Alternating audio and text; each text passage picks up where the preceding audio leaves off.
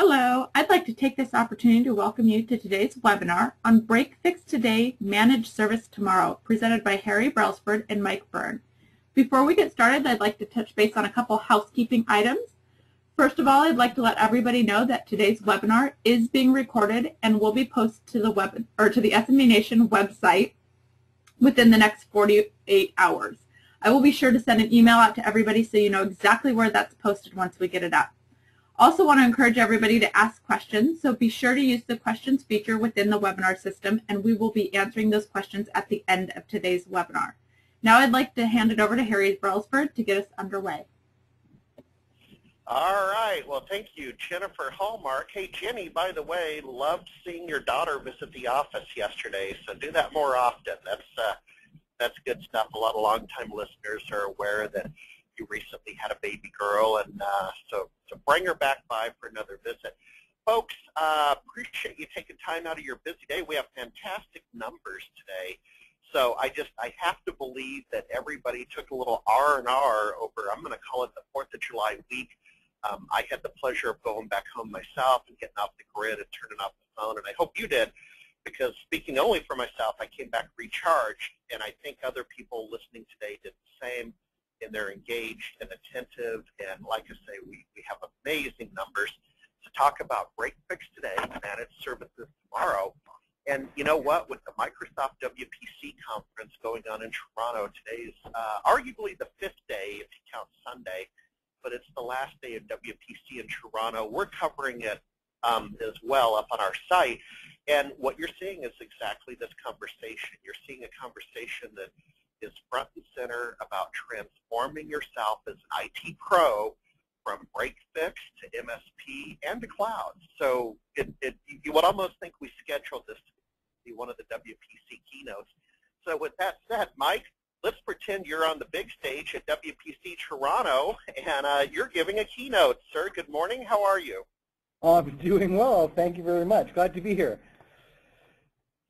Well, let's get started. So let's talk about Break Fix Today, Managed Services Tomorrow. And if you don't mind, I'm going to interrupt you occasionally and pester you along the way. Not a problem, Harry. That's cool. Well, I'll start off. Welcome everyone to the webinar, and we're all very excited about this. So what I'll do is I'll give everyone a bit of a background overview as to where I come from, what my background is, so that may, provide a little bit of context as to what the value proposition is associated with the presentation, as well as the services and just the ethos behind Break Fix Today, Managed Services Tomorrow. So as introduced, my name is Mike Byrne. I'm the Director of Managed Services here at Quest with PacketTrap. And I started off in this space probably close to 8 or 9 years ago. And I started off basically, essentially just selling a monitoring solution at one of our competitors' locations. And then I moved on to their channel team, where I had the luxury of spending 1 week a month in market working with MSPs like yourselves, helping you guys sell your solutions to your end users. So I walked that mile for about 3 years, spending about a week a month in market, and I really, really loved it.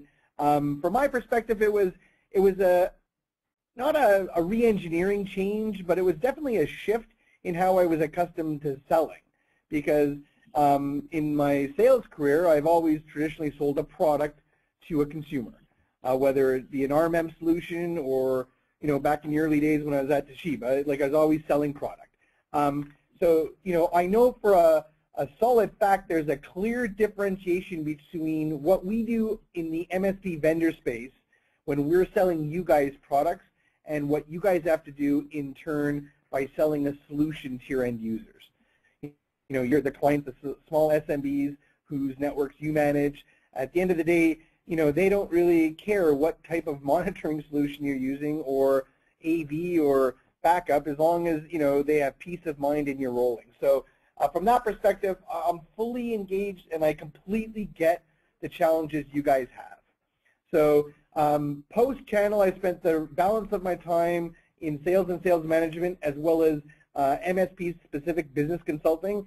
And what I mean by that is we help, and I have helped, MSPs make that transition from being a break-fix service provider to an MSP who is providing either a reactive, or, proactive, or a fixed-fee service to their end users. So without any further ado, I'll start running through the slides. Quest acquired PacketTrap back in the day. I think it's close to 3 years ago. But what Quest is known for is, they solve big problems with IT products, and they make it extremely simple. So the whole process from Quest perspective is really, they want to wrap and engage all of their solutions around the types of verticals and industries and partners they sell to in such a way where it really facilitates an ease into the services and the types of products they want to start delivering. From a market presence standpoint, it's important to note that Quest has 60 offices around the world. Now that slide's a little outdated because we're closer to like 4,800 employees, and the number of customers is considerably different at this point too. Because this slide deck, I should have updated that, so I do apologize. So why is that important? When I walk you guys through the Quest sort of background and they bought us, because 99.9% of you folks and the people whom we talk to and interact with on the phones, as well as at trade shows and industry events, everyone knows this as PacketTrap MSP, right? And for those that don't know, we also PacketTrap, MSP, which is our RMM product, but we also acquired a PSA company some months ago, Blue Folder, so we also have, PSA as well. So why is it important that I started off with the Quest angle, where I think it's important to note that, in the industry today, there's a lot of players and there's a lot of people phoning you guys and gals to sell you product. And everyone has, I think, the best interest in mind. Like if you look at the left side of the screen, those are the traditional companies that most of you are accustomed to from an MSP-specific scenario. But we all know on the other side of the scale, BMC, IBM, who has Tivoli, CE has Nimsoft, HP has their solutions, and most of those solutions from a depth of functionality, it leaves all of the poor folks on the left, they pale in comparison to what, those solutions on the right will do. But none of us in the SMB place need the functionality and the depth of solutions that are on the right-hand side of the screen. But from our perspective, when Quest bought us, Quest is traditionally, a company that deals in the mid to large enterprise, whereas, it was like a Rubik's Cube as to how we fit within their dynamic. And the net result of the acquisition and how we've been able to grow and flourish within the umbrella, I should say, of Quest is, we've been allowed to operate as an autonomous little business unit, but we have all the best of both worlds per se, because we have all the support and resources of Quest behind us, yet, we're still nimble. We have our own marketing component. We have all the, the tributaries plugged into the MSP space, where all of us in this business unit in PacketTrap, know and love and have a lot of traction and experience and understanding thereof. So that's why I thought it was important to add those slides, because it wraps the right amount of context around what we're bringing to the table. Cool. Excuse me. So as mentioned, there's a whole suite of products that we deliver, and most people we talk to, other than the folks that are currently in our sales cycle or our existing partner base, they know us for, our RMM tool, which is up on the left-hand side, PacketTrap MSP, which is going to be rebranded, folks, as PacketTrap RMM. But we now have PacketTrap PSA, which is a competing product to Autotask, TigerPaw, and ConnectWise. And the difference with our product base is, at the point of the acquisition, we blended them together so we have one solid product that allows everyone to sort of work from a single UI, which is really impressive. We also have a NOC and help desk services as well as AV. So what we're doing is we're rolling forward with an entire solution in a single interface. Now, getting back to the main flow of the webinar, like why should folks be concerned about, if they're currently sitting in a break-fix environment, to move into managed services? Well, I think, and Harry will attest to this as well, if you're currently delivering break-fix, rest assured you're in great company, because the vast majority of MSPs, all organically started at the same level. So, most folks that are delivering break-fix, they start at their business, they're rolling forward, and it's a natural progression to move into managed services, But one thing everyone should be thinking about in the back of their mind is there are new players constantly emerging in the space. You have something which I don't have on the slide deck, which is of note, is there's been a sort of a transference, there's been a convergence, I should say, of large and mid-sized and even small telco players moving into the space, because you guys butt up against these telcos all the time that are selling and installing the VoIP systems in the SMB space, and it's no secret to them, and that opportunity is not lost on them as well, that they're looking for broadening the market share of their SMB clients. So when they have a big project and they plop in a phone system, it's not lost on them that they're leaving money on the table by not scooping some service contracts afterwards. But outside of the telcos, Best Buy, Ingram Micro, even Comcast, Verizon, and AT&T, they just dump a lot of money at the marketing component, but they never really get the execution down, which is great for us because they haven't figured out that Rubik's Cube. But if they ever did, it'd be something that would cause a bit of a ripple in the industry. So I don't think it would really affect people that are have firmly entrenched client bases, that have recurring monthly contracts in place where they're really sticky. They're essentially the outsourced CIO. And I'm not saying that guys and gals that are delivering break fix don't provide the same value proposition or the same consultative approach or benefits to their clients. But if you don't have someone under contract and on a recurring model, there's not a whole lot holding them to you other than the relationship. So it's something that you should be cognizant and aware of, not necessarily keeping up at night, but it's something that if I was a MSP and I had 20 or 30 clients that I was top of the Rolodex who they called when they did have an issue, it'd be something that I'd be thinking about. So if you are delivering break fix, one of the I think the most obvious challenges that I saw was I guess right from school till now, I've been in some form of sales. So my DNA is a sales guy.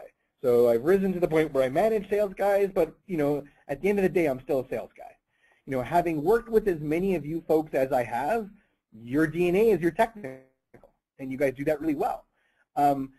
Making that transition from being a technical business owner and always providing technical assistance and technical services, sometimes that sales edge may be missing, or understanding how to develop that other side of the business is a bit of a challenge. When you're break fix, you don't really have to anticipate what your customers are looking for unless you're planning a project or you're trying to sell them something.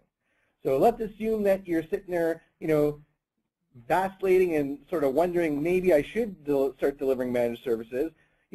Some of the obvious things that pop up, I know, are, okay, so if I have services, bronze, silver, gold, we'll use and abuse the precious metals moniker because, so many of us do, but how do you make it different? How do you differentiate why your bronze is different than, Johnstone IT down the road? And how are you going to be able to demonstrate the value to customers? And that's a really important point to ponder on, because moving from break fix to managed services, has a couple of, not showstoppers by any stretch of the imagination, but there's a couple of hurdles you definitely have to overcome. And I'll sort of look at it from this perspective. If I was an MSP and I was delivering break fix services and I had a good loyal, fan base of clients that I dealt with semi-regularly, semi-monthly, their relationship is, well, I've paid you traditionally every time I've been down. So why now am I going to change the entire, structure of how we do business together? Why am I paying you monthly when I've only traditionally paid you when I had a network issue? And for the smaller, let's say the sub 20 seat small businesses, for them, they don't get the soft cost of what their network's truly costing them.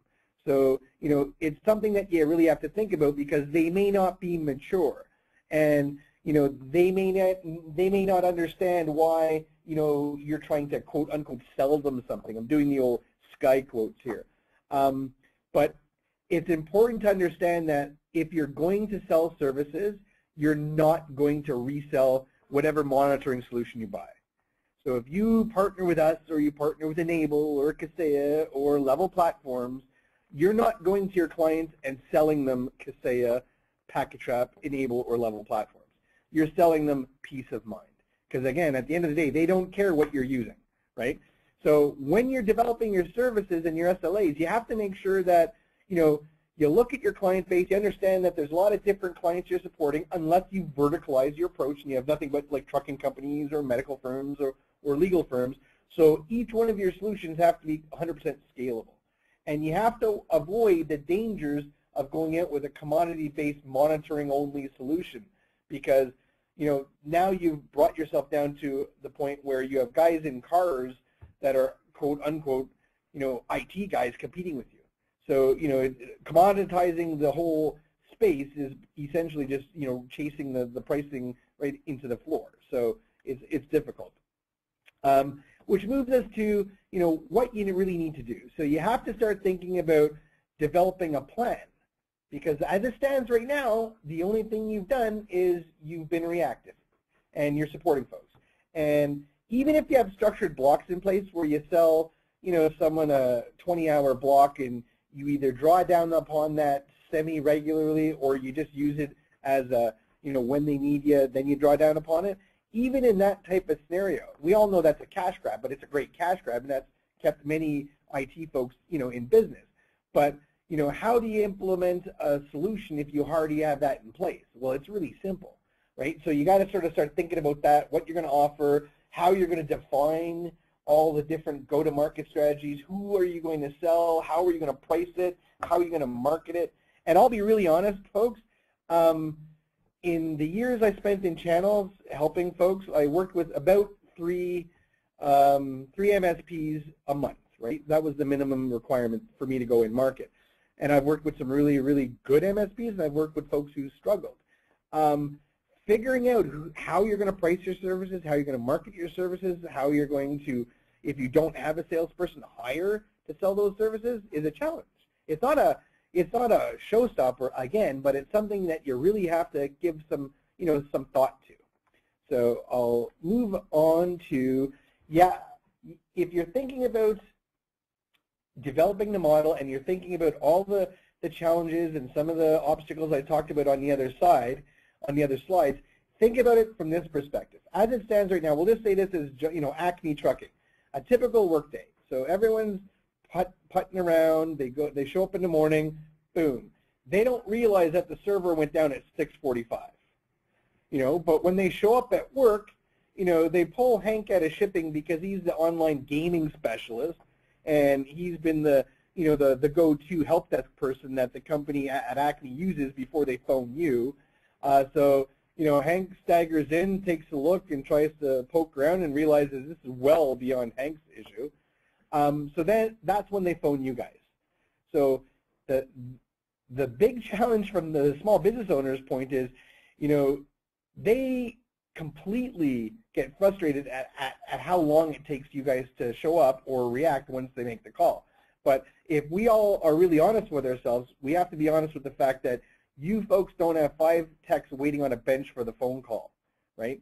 So when you get that phone call, if you have one technician and he's at another client site and you're scheduled to go to an on-site meeting at a big sales opportunity, and you don't want to lose this client, but you have to move heaven and earth to get there, that's the reality of the situation. But the way I put this slide together is, in a perfect world, you can get, let's say, Sally, your lead engineer, out there just after lunch. So think about it from that small business, Acme's Trucking's perspective. They're now without their fleet management software. Their clients can't book freight online. They can't track their shipments across the country. The dispatch desk is on fire, and that's the reality of that business, right? Is it your fault? No. Is it their fault? No. It's just the reality of the break-fix engagement. So when Sally gets to Acme at 1:34, which is amazing timing, she has to troubleshoot, diagnose, and then remediate the issue, right? So we all know how long that could take.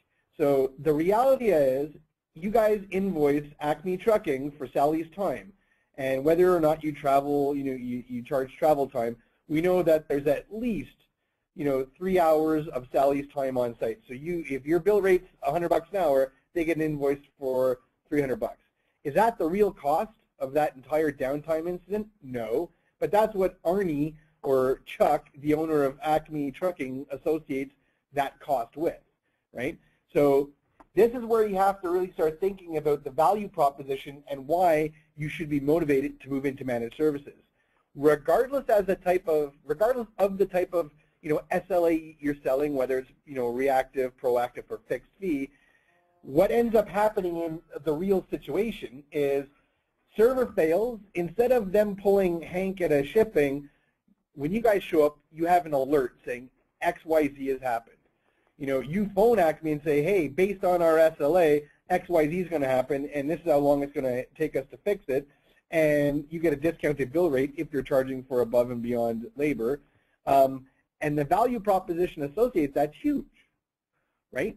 So if you look at it, if you go into a small business client and the only thing you're pitching is monitoring, it's really hard. Right? Think of the OnStar analogy, which I beat the living snot out of when I was helping MSP sell services. Pardon the analogy there, but it's true. The value proposition to OnStar is great. Where's the nearest restaurant? That's fine. But do I need that in my car? No. But if my 16-year-old daughter is driving my car, heaven forbid, and the airbags are deployed, that's a point of pain. And I would love to know that there's protection there because there's a value prop associated. The same thing applies to a network. The value proposition of monitoring the oil, the oil life and the timing belt and the tire pressure is great. But, at the point of pain, I know that I'm going to be solved. So selling monitoring alone is a lost leader. And the other key thing to think about is if what this slide basically represents is break fix isn't properly aligned with a small business needs, right? Because in reality, you guys are making money when those companies are not making money. So you're getting a nice check when Sally goes on site and fixes something, but that business is losing money for that entire time period. So the prevention perspective and the uptime and the lost productivity savings, those are the points you have to focus on, right? Moving from break fix to managed services. And essentially, this break fix quagmire, it would be the same analogy as if I had a financial investor managing my money and that person was making commissions when I was losing money, I wouldn't have that person employed very long, right? I want to make sure that that person's making money only if my investments are making money. So you have to think about realigning. And whether you're thinking about realigning, think about just the what's the word I'm searching for, boy, I wish I had someone here to say, hey, what's the word I'm looking for? What you're doing is... Mike, I'm here. Sir, please help me. Yeah, I don't know, man. Let's play word association. Apple, no. Okay. How about I should have pulled up my pivot? thesaurus. Yeah, exactly. Yeah, well, what kind of transformation, pivot. Yeah. So in your thinking, thank you very much, because that does trigger the right synopsis in my brain to finish my thought track there. There we go. So what you should be thinking about is not necessarily, realigning the needs, but thinking about how you're going to apply that talk track when you are approaching small businesses. Because instead of talking the technical talk track, which so many MSPs do when they approach their small business clients and say, hey, I got these new services, and I'm going to monitor, I'll know your disk space, I'll know your Exchange store file size, I'll be able to defrag, and I'll be running scripts, and the business owner is looking at you with glazed over, eyes, not really understanding, and the more they talk, the more their ears are bleeding. Whereas if you go in there from a business perspective and, a perspective where you're saying, look, I'm realigning your needs with how you need your network to run, and, in reality, we all know the way your network runs is how your company is delivering the services, cashing the checks, providing this and that. So, your dependency on your network runs as far and as deep as if I unplug it, what can you not do anymore, right? So that's the way everyone should be thinking about as they're moving from break fix today, managed services tomorrow. So the next couple of slides, I like them but everyone knows about these. Like, why should you be in managed services? Well, if you don't have recurring revenue streaming through your front door, and you can't predict from day to day or month to month, week to week, how much revenue you're generating, then you need recurring revenue. It's no secret that having 20 clients paying you $300 a month is 10 times better than having 5 clients pay you $500 here, 2,000 there, 100 here, so on and so forth. It's next to impossible to plan, budget, and grow, right? So the other main component, and this is something that it wasn't lost on me because I knew about it before having the conversations over the last 9 years with folks like yourself, is everyone has an exit strategy as a small business owner. Whether you're working for a large corporation like Exxon or Mobil and you're thinking about retirement, your 401k, as a small business owner, hopefully, someday someone's going to want to buy your business, right? So how are they going to value your business? From a business valuation standpoint, it's all about recurring revenue. So if all of you guys had the opportunity to buy other MSPs, would you buy someone who had purely a break-fix client base with no recurring revenue? There's nothing guaranteed, right? And if you look at the M&A and that whole trend over the last few years in our industry, and if you've ever been to like the SMB Nation's website and read some of their blogs and all that, like, people are buying companies and they're buying successful MSP shops. So in order to increase your business valuation, you need to increase your recurring revenue, and it's as hand in hand as that. Which leads me to the MSP maturity model. As Harry knows probably as much as I do, the MSP maturity model was taken from the IT maturity model back in the early 2000s, and it was part of the ISO standard of ITEL networking module or whatever. And Gartner sort of pulled it back in 2003 and put the the IT maturity model. So what this really refers to in two forms. It refers to how mature you are as a small IT shop or a large IT shop, and it also deals with the types of services that you sell. If you're break fix, we know that your ad hoc is mostly time and materials. Traditionally, you're not using any monitoring solution. You could have some built-in tunnels, VPN tunnels, and so on and so forth to get to your clients, but it's one of those types of, it's difficult because it's undocumented, it's client initiated, there's no value, and from a business valuation standpoint, Gartner says it's 0, but we all know that's not true. Someone will always buy your company for the book of business, but there's a big difference between someone buying your company for X on the dollar and someone buying your company for 3X on the dollar, right? So I'm going to describe the next 3 sort of blocks as the types of SLAs everyone sells. A reactive SLA is the easiest way to look at a reactive SLA. That would be a bronze, or a monitoring traditionally only would be the type of SLA you're bringing to the table to your client is what should be 100% predicated on how dependent they are on their networks, right? So, and here's an example I use all the time. If you have 2 clients and they're both trucking companies and they both have 25 employees, and I'll use Acme again, so Acme Trucking, so Art over at Acme Trucking, and then across the street you have Gus at World Trucking. They both have the identical number of trucks, the identical number of PCs, each have 1 server. But Acme, Art over at Acme, he was sold this fleet management software because, he was sold on how it's going to improve his business. Over across the street, they never had it.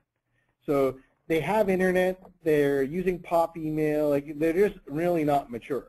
But if we all 100 and some of us snuck into both trucking companies tomorrow at, let's say, 3 in the morning and unplugged their servers, I can guarantee you dollars to donuts, Acme is going to hemorrhage more revenue for every hour that server's unplugged over, Johnstone Trucking across the street, because they don't have access to all that. So when you think of it from that perspective, you don't want to oversell clients on services they don't need.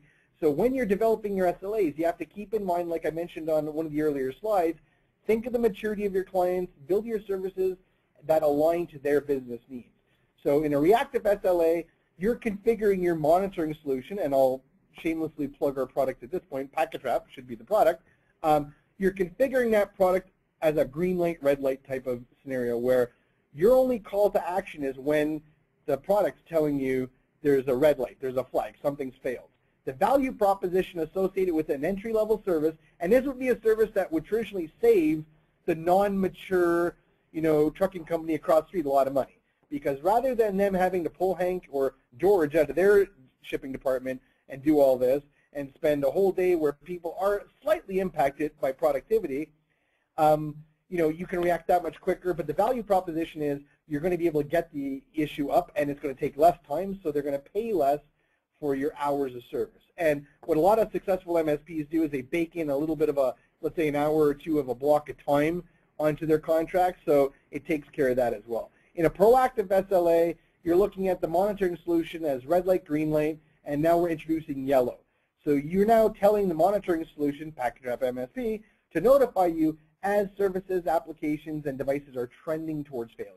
So you can then hit your, quote unquote, your, Batmobile and your bat den earlier to prevent failure. The fully managed is the fixed fee SLA that everyone talks about in the industry, and if I had $1 for every time I saw a keynote or a presentation at a trade show where people were saying, just sell your monitoring solutions or $150 a user and you'll be a millionaire. And that's fine and dandy if you understand what fixed fee is and you have the infrastructure to support that type of an SLA. If you don't, you're going to lose money, right? Because the rule of thumb in the industry is you should be selling an all-you-can-eat type of SLA at least after 6 to 12 months of selling a proactive. Because one of the other components of a proactive SLA is you're introducing monthly maintenance, whether it's patching, whether you're doing something to their servers, you're doing something to keep them up, right? So if you don't have the historical service metrics being pulled from a ticketing system and you're not tracking those times, how can you possibly bake in the appropriate buffers on a fixed fee SLA, right? And one of the biggest problems people do is they sell their fixed fee or any of their SLAs based on the device. And that's a huge challenge. A lot of people do sell device-based services, but the preferred is either holistic, like my bronze starts at $299, my gold starts at X, and my platinum starts at Y.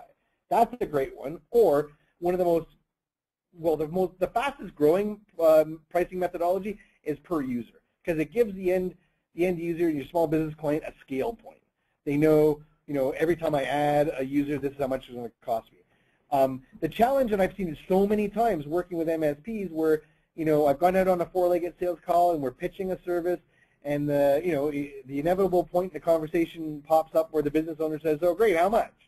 And no amount of kicking, the guy under the table or the gal under the table will prevent them. Well, it's $50 a server and $18 a PC and $14.75 a router, blah blah blah. And the very first thing, and you can almost do a drum roll and a snare pop, they're going to do the math. They're going to add up all the devices, and they don't associate value to chunks of aluminum and silicon and screens. They don't. And then inevitably they're going to say, well, that's great. Can we pull a couple of devices out because I don't really think that web service is important. Or email, you keep hammering it's important, but I don't need this and that. And you can overcome those objections, but it just elongates your sales cycle, right? Whereas I've only had prospects push back a handful of times when it's end user based, right? And when it's holistic based, then they say, well, what's included? And that's a great question to have asked, because that's a buying question, and it gives you more time to probe for pain, ask more questions, get more on the table, and fill them with the information on the type of service you want to sell. So it's just something that I think you guys should be thinking about. So going through the entire process of making the transition, there's a couple of things that a lot of folks don't think about.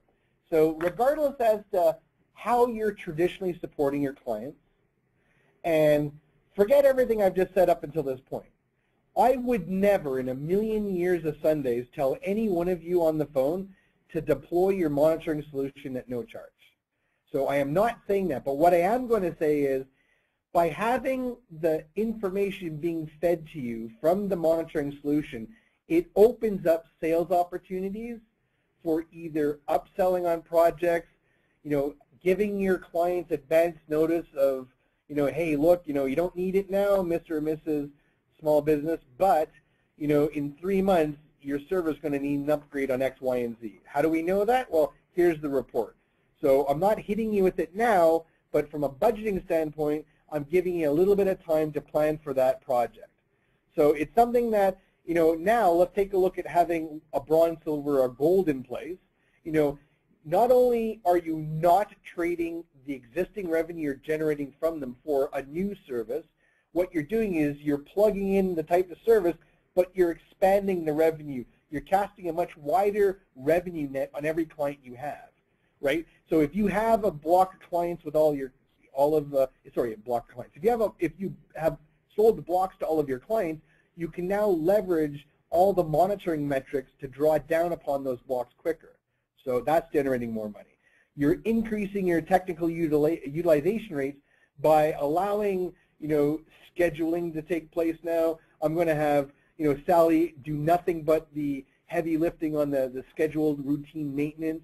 She's going to handle SQL. She's going to handle this. She's going to handle that. I can get my bench guy, Roy, to do X. So, now you're starting to scale properly. You're starting to fill the buckets need to start driving more revenue. So from that perspective, sorry, that was a little loud. So from that perspective, you're generating more revenue. The other major point, and it's something that's been splashed all over the industry over the years, is we all know whether you're an engineer supporting a large, mid-enterprise company and you're the go-to guy internally, or you're one of you guys on the call today. Without any automation, you can feasibly manage 100 endpoints on a monthly basis. You insert automation, you can now scale to 325. Now, I've heard 400, I've heard 250, I've heard 350. I read recently in an IDC article that it was 325. And that's pretty well what I've been hearing over the years. So look at it from this perspective. If we go back to the way I started talking about this slide, and I would never advise you to sell or just deploy your monitoring for free, my point is, if you did, your engineer and your company can now take on 3 times as many customers without ever hiring another engineering head, right? So now you have economy of scale. So why should you move into managed services? I think it's pretty self-explanatory. So I've already talked about most of this, like you got to avoid the commoditization, you have to differentiate, you want to be able to articulate the value, and it's no secret that a lot of small businesses, because of the benefit of having those other big, large, AT&Ts, Comcast, and all the rest of them, spending the billions they're spending on marketing and TV ads and radio ads, is customers are curious about it. They understand it. They may not understand exactly what it's about, but they understand that there's stuff out there that's going to help their network. So how to transition, which has been a major question over the years. So if you're sitting there and you haven't fix the Rubik's Cube of going from break-fix to SLAs and managed services. How do I compensate? What do I price? How do I do a contract? How do you go about doing that? Because it is a bit of a challenge. One of the benefits that we offer today here, and we always have at PacketTrap/Quest, is we have a MSP consulting acceleration process, I should say, which is when you partner with our company, you get assigned a dedicated business consultant who has walked that proverbial mile in your shoes as well. And the only thing that person does is they help you take all of the guesswork out of pricing, building your SLAs, selling your SLAs, providing all the marketing material to help you get over that hump. And you don't have to completely transform your entire business, right? Because that's a big pain.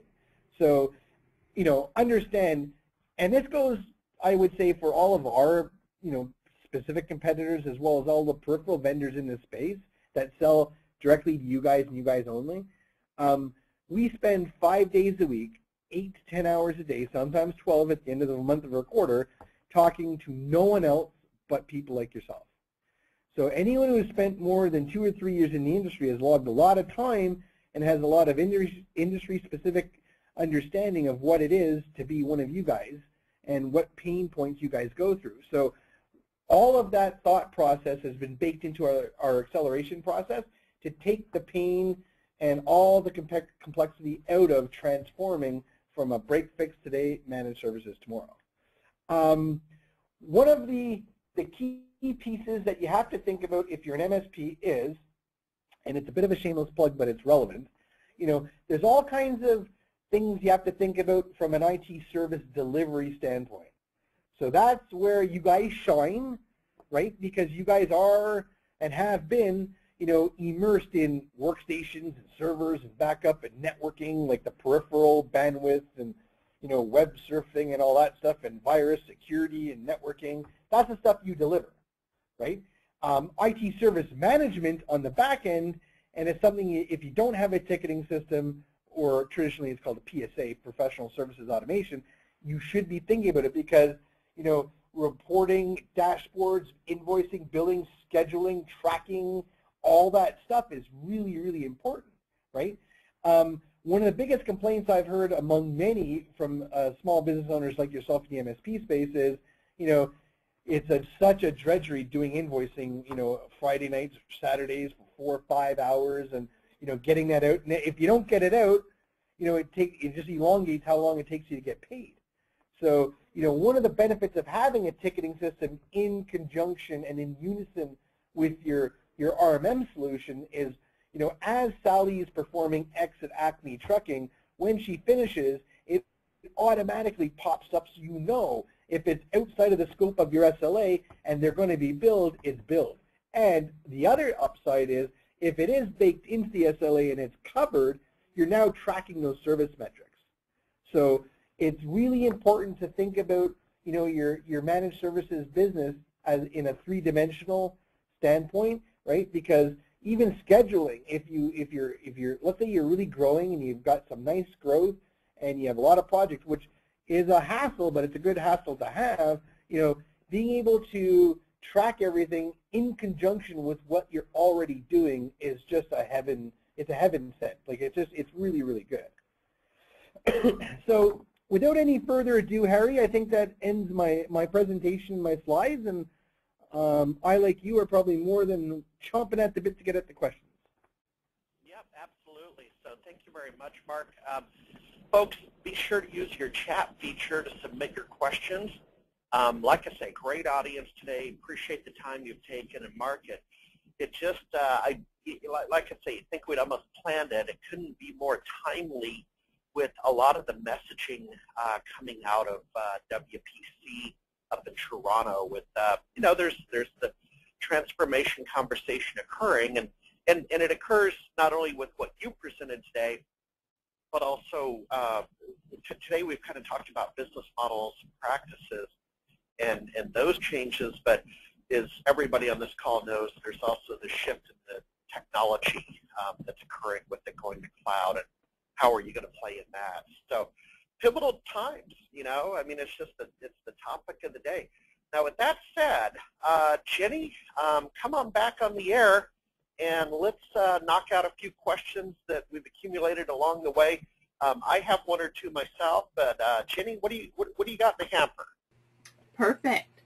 So our first question, being a SonicWall reseller and a PacketTrap MSP reseller, are we going to see an increase in SonicWall/PacketTrap workings?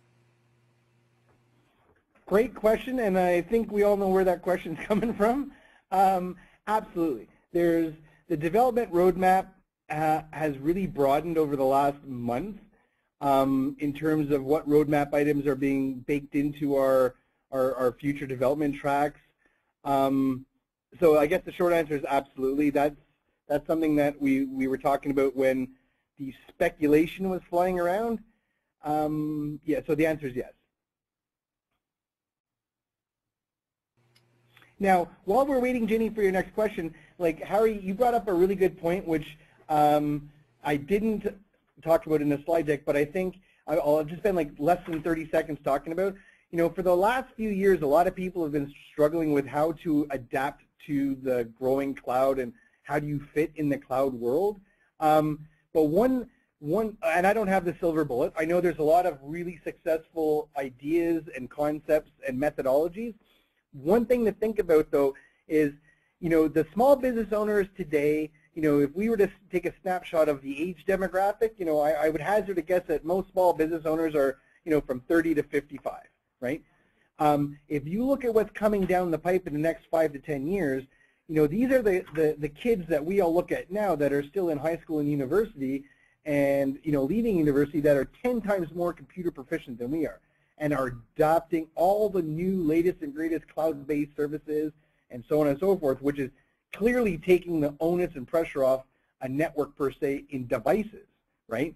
And with the introduction of thin clients and that hybrid on-prem type of cloud environment, think of how important bandwidth and traffic is going to be moving forward.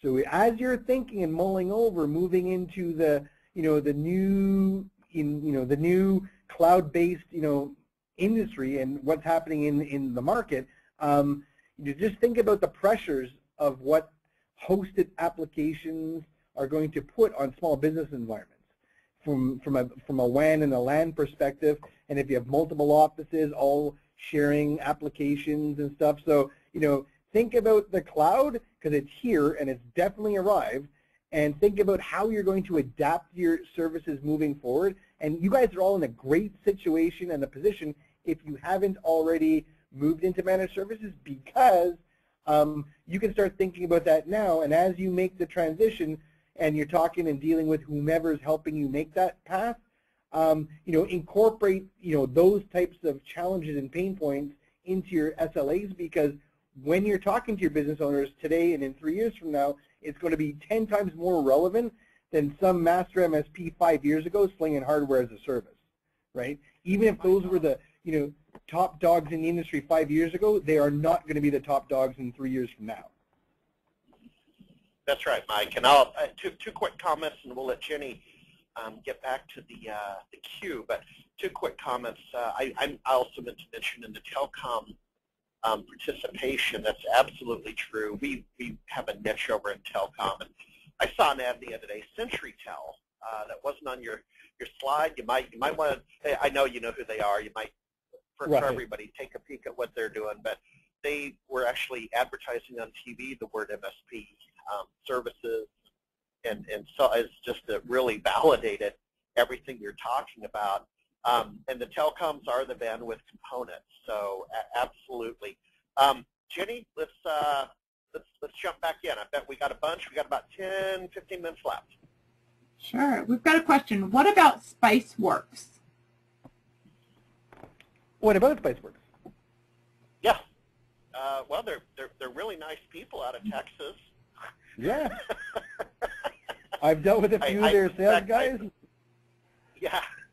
Well, I suspect the question is probably related to how SpiceWorks, at a certain level, is a free good in exchange for participating in their community. Right. God bless them. God bless SpiceWorks. Yeah. I would agree with Harry. And my 2 cents on SpiceWorks would be, I've heard a lot of good things about SpiceWorks. And I'm not the type of person that would say anything bad about anyone. And, and having said that, even I've never heard anything bad about SpiceWorks. So all of them are great. I have, just like Harry, all the best. Yeah. I'll add, their niche tends to be the internal IT pro. They have a different DNA. So that's one distinction. But it's a fair question. Jenny, give us another. Sure. I'm interested in Packet Trap for our franchise organization. Who can I call? Well, that's a question I can definitely answer. You can email the email address up front where it's sales@packettrap.com, or you can call me, and I should have put my phone number up here, but I'll read it out. It's 415-293-3615. And that'll come right to my office, and then once we sort of work through what state you're calling from, we'll have a quick chat, and then I'll pass you right over to your specific territory account manager. It's actually an interesting point. I always like to weave Pocket MBA thinking into our webinars. So your sales team is divided by geography. That's very interesting to me. Yeah. Well, in all honesty, Harry, I think in the last, let it be all known now, I worked at Enable, I worked for Hound Dog, pre and post acquisition of GFI, and I've been at Packet Trap for almost 4 years. Prior to that, I sold software, and in every gig I've always sold based on territories. Okay, fair enough. There's different ways to skin the cat, and sometimes the Justice Department watches that carefully if you're a monopoly, but that's a whole other webinar. Right. That's a whole other webinar. Jenny, next question, please. Yes, question. How do these numbers work in the cloud-based world? There's a big push into cloud services. Absolutely. Well, here's the thing. You got to, from my experience, you got to look at the cloud in a couple of different ways. So, way back in the day, cloud services, apart from whatever applications were hosted, because that was really cloud, Salesforce.com, Anteal, Sugar CRM. There's all kinds of,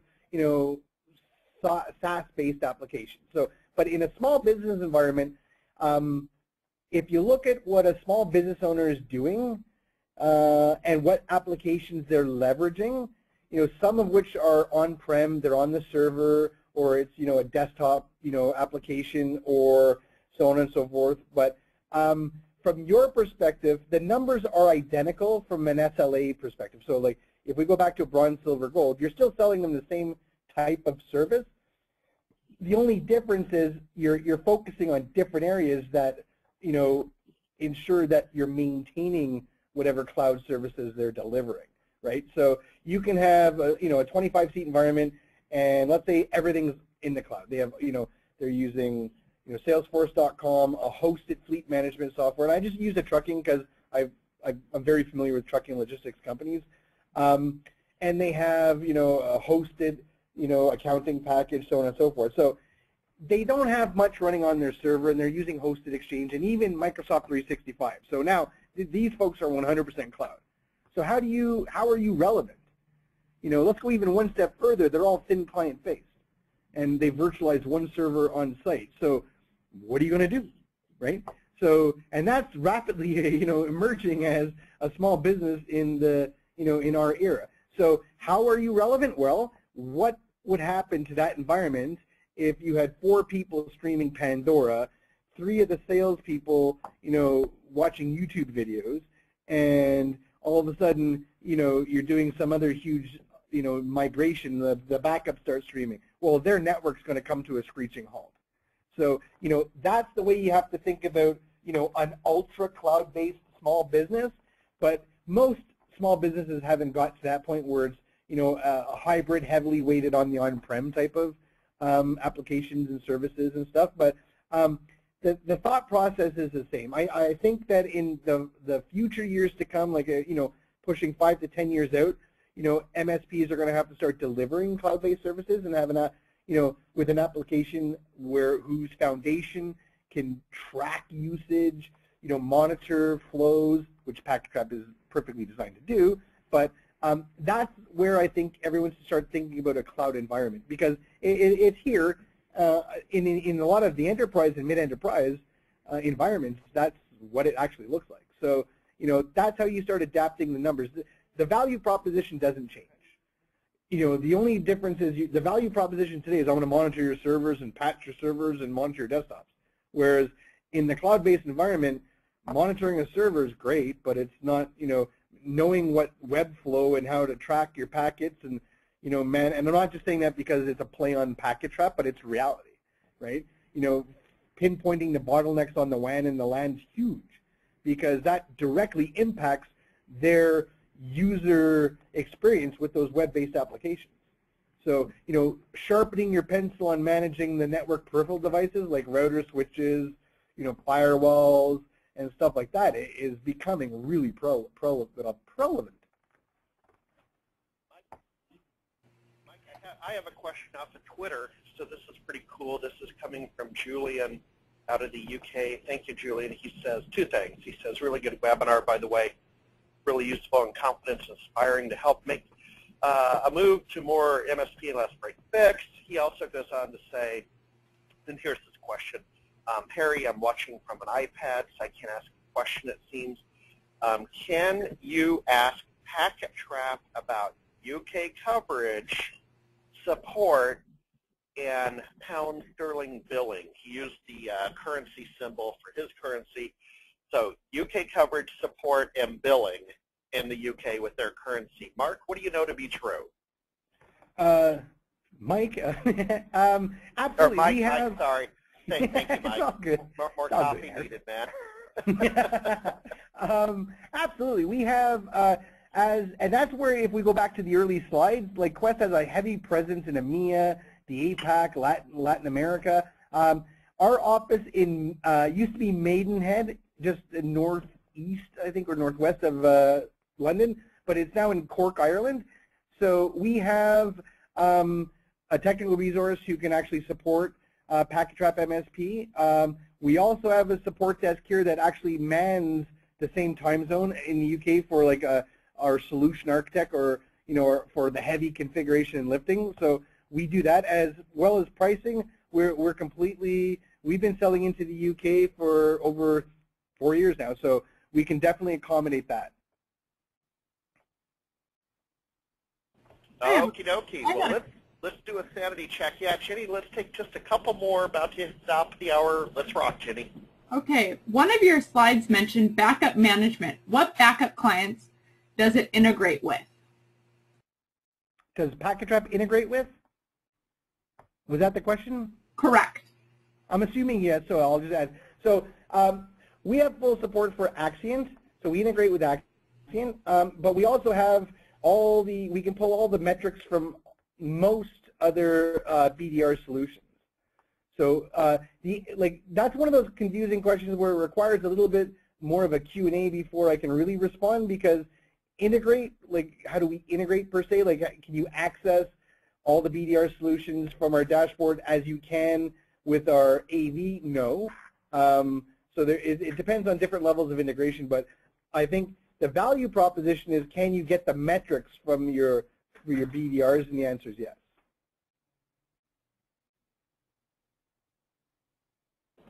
Okay, Jenny, let's give it one more, and then we'll cut over to overtime, where we'll forward the questions to you, Mike, for further answering offline, sir. Perfect, thank you. Do you have statistical data that shows the billing per user is more profitable than billing per device? Great question. I love that question. It works out to the same thing. At the end of the day, where a lot of MSPs struggle is on the labor rates, right? Because everyone's addicted to their labor rates.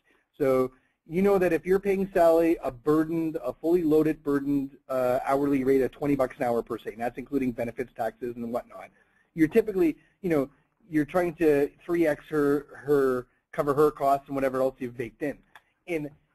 So that's one component of what's picking your pocket when you sell an SLA. So regardless as to how you sell it, whether it's based on a device or holistic or per end user, you got to look at the two pressures that are putting pressures on you from a pricing perspective. A, how much software am I being billed for each month?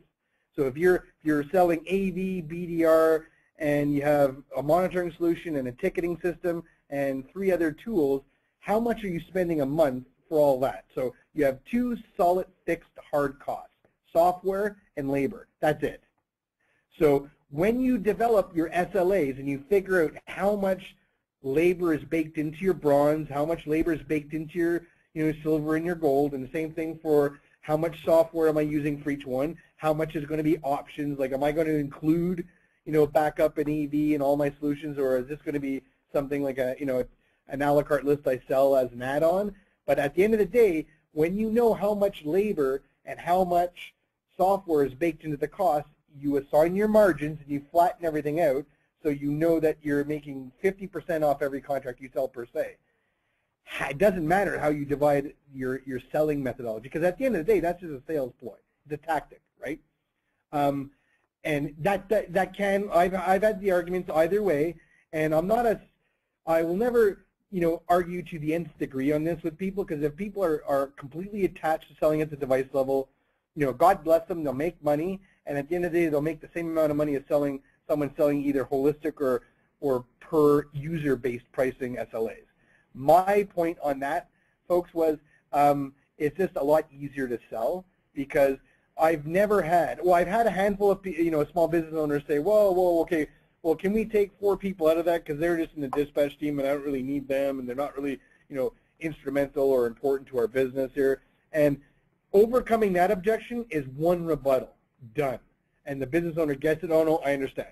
And that objection, that rebuttal is, well, it's really hard for us to take people out of the scope of management because who are we not going to support? Who don't you want us to support if they phone, number one. But more importantly, if any of those people accidentally open an email with a virus link and infect the rest of the grid, it's out of my scope of management.